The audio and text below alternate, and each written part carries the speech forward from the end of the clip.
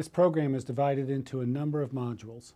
We'll describe the DSM criteria for depression. We'll discuss the essential elements of the treatment planning process, provide a brief history of the empirically supported treatment or EST movement, and discuss how to empirically inform a treatment plan with findings from the EST literature on depression. Finally, we'll spend some time discussing common considerations in relapse prevention. The first step in treatment planning is to identify your client's manifestations of depression.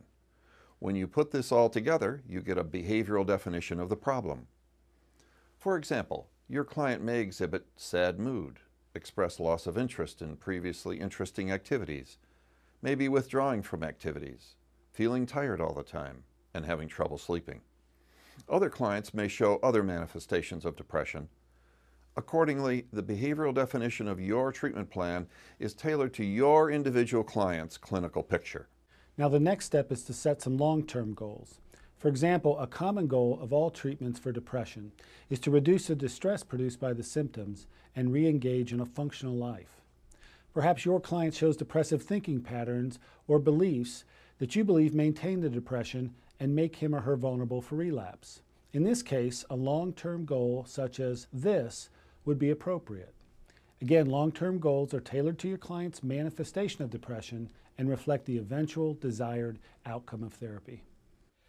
Okay, Maria, have you gotten out to be much with your friends or to do some of your volunteer work at Big Sisters or just do things like walking around the mall like you used to?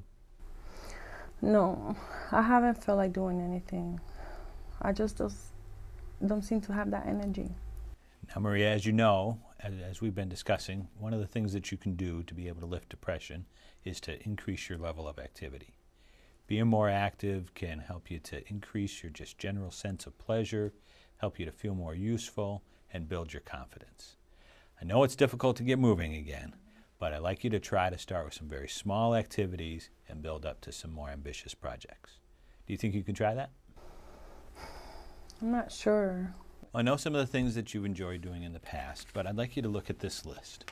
It's over 100 different pleasurable things that you can do to help get yourself moving again. I want you to look it over and take it home, complete a homework assignment with it. This was a good introduction to behavioral activation, I thought, Tim. Yeah, I think it's, I thought it's a clear-cut kind of demonstration of what this technique involves. I think that the therapist did a good job of explaining the rationale, I think, which makes it very understandable to the client. Why are we doing this?